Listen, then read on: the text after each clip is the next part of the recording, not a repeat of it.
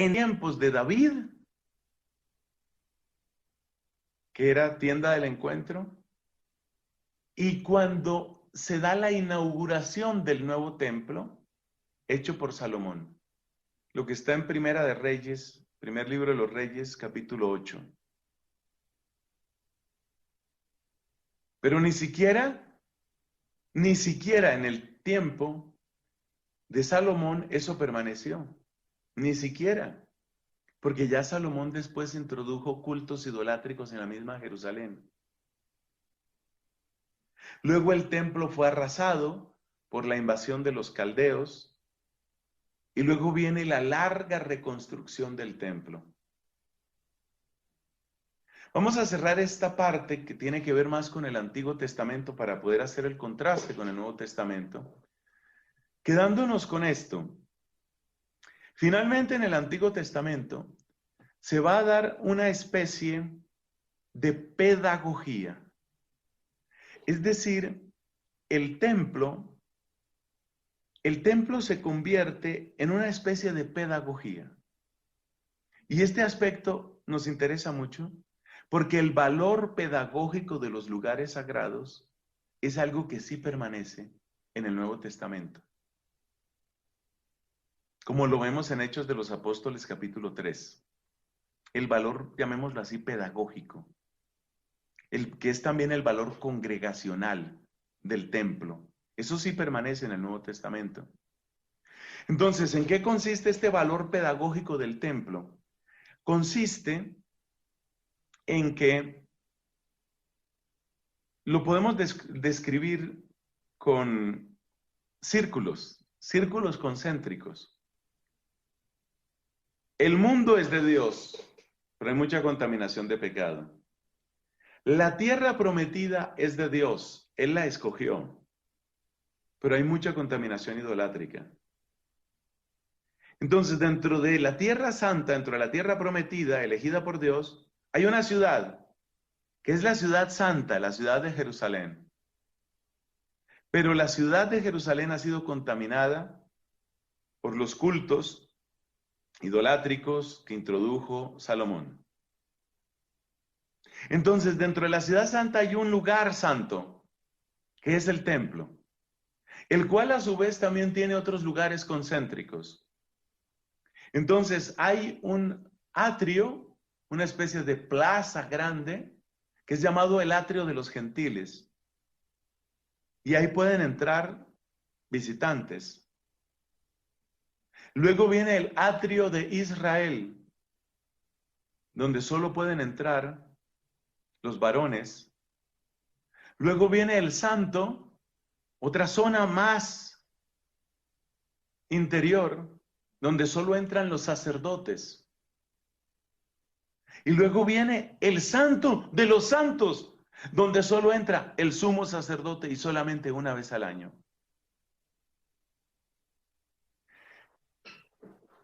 La creación, la tierra prometida, Jerusalén, atrio de los gentiles, atrio de Israel, el santo de los santos. Esa es la pedagogía concéntrica. Es decir, pedagogía que quiere llevarnos a redescubrir. El lugar santo sirve para redescubrir desde el santo de los santos, descubrir la santidad del santo, el lugar santo. Desde el lugar santo, descubrir la santidad de Israel. Desde la santidad de Israel, descubrir el llamado a la humanidad. Desde ahí descubrir qué es Jerusalén, qué es la tierra prometida y recordar que todo el mundo es de Dios. Círculos concéntricos. Es una pedagogía preciosa. Y esta pedagogía de alguna manera sigue válida en el Nuevo Testamento. Usted se da cuenta que en Hechos de los Apóstoles se describe que Pedro y Juan iban al templo para la oración de la tarde. El templo sigue siendo lugar de oración en el Nuevo Testamento. No se debe despreciar al templo. Algunas personas, me parece que de un modo un poquito irresponsable, hablan de cualquier manera de los templos, como quien dice, no, pues si el ser humano es lo sagrado ahora, lo único que interesa es el respeto a la justicia y el respeto al ser humano. Es lo único que interesa. No, es una posición exagerada. Es una posición exagerada. No, no puedes hablar así. Y decimos que es una posición exagerada porque ese ser humano todavía no es ya santo de los santos. No es. Ese ser humano es un peregrino. Ese ser humano está en camino. Y el ser humano que está en camino necesita ser educado. ¿De dónde viene la palabra educar? Educo, ducis, ducere, ductum. Educar es conducir desde un punto de partida, sacar y llevar. Eso es lo que significa educar. Ese es el sentido de educar. Entonces, si eso es lo que significa educar, hay algo muy importante que debemos recordar. Y es que la huella de lo sagrado está en el ser humano. Nosotros somos imagen y semejanza de Dios. Pero esa imagen tiene que ser educada, es decir, tiene que ser sacada afuera. Y por eso se necesita una pedagogía. Pedagogía viene del griego país, paidos, niño, y el camino que se hace con el niño. El caminar con el niño. Entonces, el templo sí conserva un valor en el Nuevo Testamento, un valor pedagógico, un valor de anamnesis, un valor para recordar que el lugar me está diciendo quién soy yo.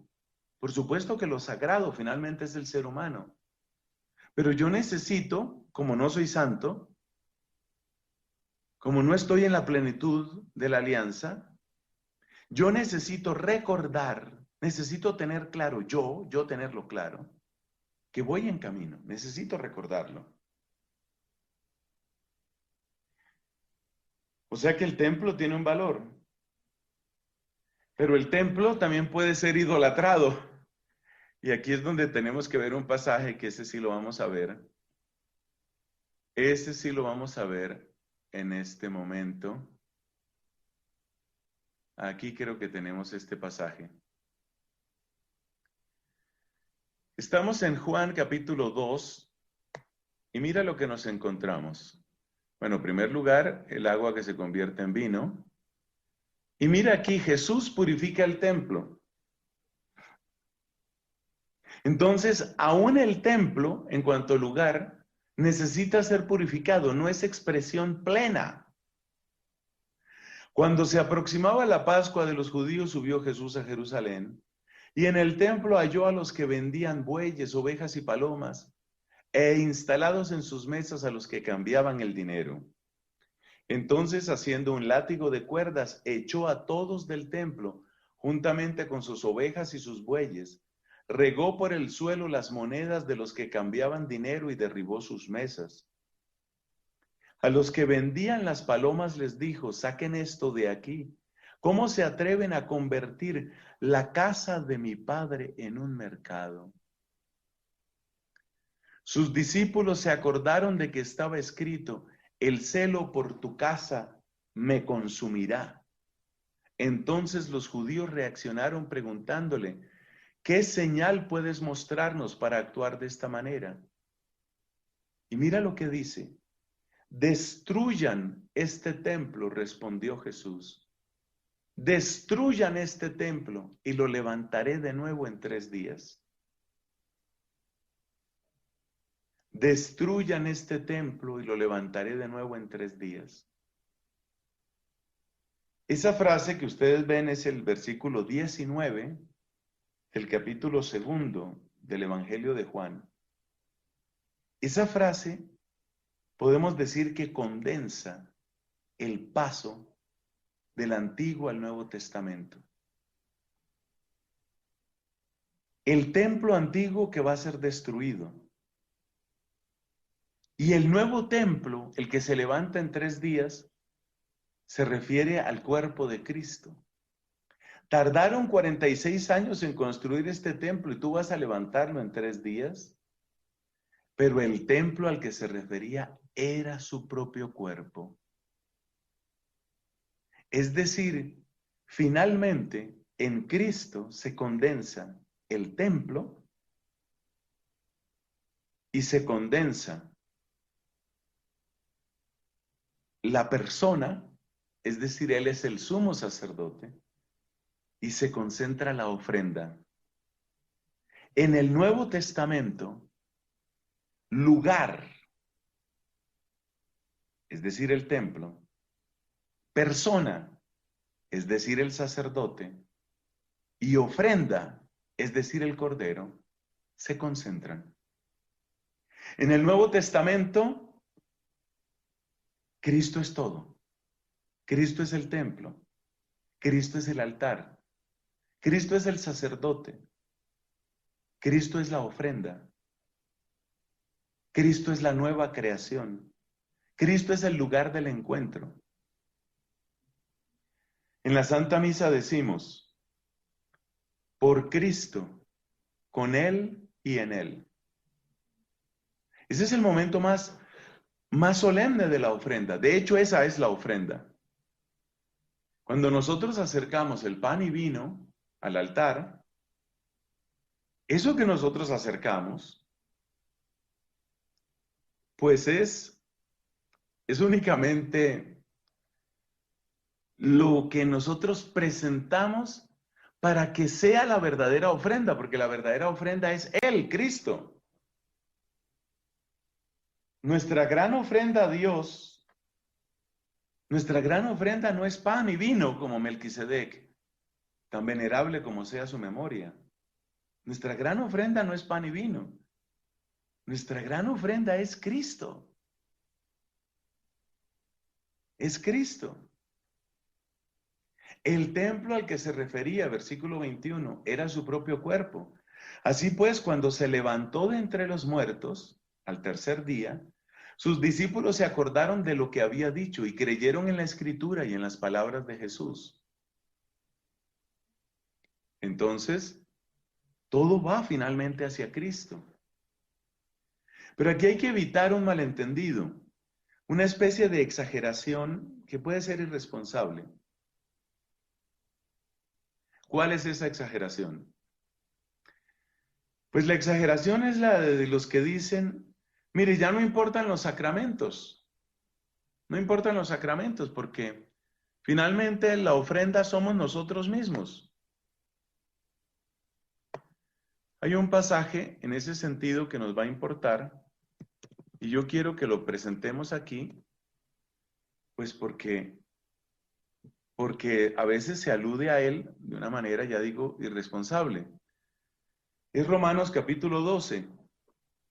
Por lo tanto, hermanos, dice esta traducción, tomando en cuenta la misericordia de Dios, les ruego que cada uno de ustedes en adoración espiritual ofrezca su cuerpo como sacrificio vivo, santo y agradable a Dios.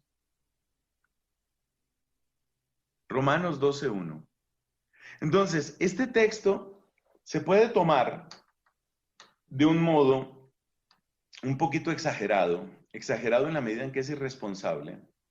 Se puede tomar ese texto para decir, ya no necesitamos sacramentos. Los sacramentos no los necesitamos. ¿Por qué? Porque cada uno ya es el sacrificio. No necesitamos templo. ¿Para qué necesitamos templo? Si el templo es Cristo. O como dice aquel salmo que citábamos antes, el 113, Judá fue su santuario, Israel fue su dominio. Nosotros somos el templo. Y no necesitamos tampoco sacerdotes. ¿Por qué? Porque si miramos de nuevo Romanos capítulo 12, versículo 1 dice, cada uno de ustedes en adoración espiritual, esa es la traducción que ellos intentan dar aquí de lo que se llama en otras traducciones culto razonable, es decir, el culto según el logos. Razón en griego pues es logikos, bueno, es logos, Entonces, el culto razonable es el culto lógico, el culto de acuerdo con el logos. Aquí traducen por adoración espiritual. Vamos a ver, por cierto, qué dice esta nota, no me quedo con las ganas. Dice, como alternativa, racional. Por lo tanto, tomando en cuenta la misericordia de Dios, les ruego que cada uno de ustedes, en adoración racional, realmente lo que dice es adoración según el logos, ofrezca su cuerpo como sacrificio vivo. Conclusión, no necesitamos sacerdotes. Esa es la protestantización de la liturgia. No necesitamos sacerdotes, no existe sacramento del orden. Fíjese que cada uno es el que ofrece el culto. No necesitamos ofrenda, porque la ofrenda es cada uno de nosotros. Somos sacerdotes y somos ofrenda. Y no necesitamos templo, porque Dios lo que busca es adoradores en espíritu y en verdad, no busca aquí o allá. Pero esa manera de hablar, ¿cuál es el defecto de esa manera de hablar? El defecto de esa manera de hablar es que supone que ya nosotros estamos plenamente, perfectamente en la nueva alianza. Y resulta que nosotros, lo mismo que la tierra prometida, llevamos el alma tachonada de idolatría. Tenemos una cantidad de ídolos. Si no tuviéramos ídolos, no tendríamos pecados. Y dice la primera carta de Juan, si decimos que no tenemos pecado, nos engañamos. Entonces, sí tenemos pecado. Y si tenemos pecado de alguna manera, sí tenemos idolatría. Y si tenemos idolatría, necesitamos purificación, necesitamos camino, necesitamos pedagogía. Entonces, la liturgia que nosotros celebramos en el Nuevo Testamento, en parte es ya lo definitivo. Nos unimos ya a lo definitivo. Por ejemplo, el sacrificio de Cristo, que es nueva y eterna alianza. Sí, nos unimos a lo definitivo. Pero también hacemos camino. En la liturgia hacemos camino. Entonces, cuando nosotros tenemos una iglesia, un templo, una capilla, la capilla en su arquitectura, en su belleza, en su atmósfera particular, es pedagogía. Por eso no se puede hacer, no se puede llamar templo cualquier cosa. No cualquier cosa es templo. Porque tiene que tener ese elemento pedagógico, que es un gran servicio al corazón humano para llevarlo a la profundidad de Dios. Y por eso tenemos sacerdotes. Ah, pero si cada uno tiene que ser ofrenda. Sí, cada uno tiene que ser ofrenda. Pero ese ser ofrenda, ¿a quién te lo da? Cristo. ¿Y cuál es el papel del sacramento del orden? Eso o lo han estudiado o lo van a estudiar ustedes cuando vean la materia Sacramentos 2, sacramentos de curación y de servicio. Ahí hay que hablar del sacramento del orden. Y en ese sacramento del orden, ¿qué es lo que vamos a encontrar? Vamos a encontrar que lo propio del sacramento del orden es hacer presencia de Cristo cabeza. Sí, si ya estuviéramos en la plenitud del cielo, ahí no se necesitarán presbíteros. En la plenitud del cielo no se necesitan obispos.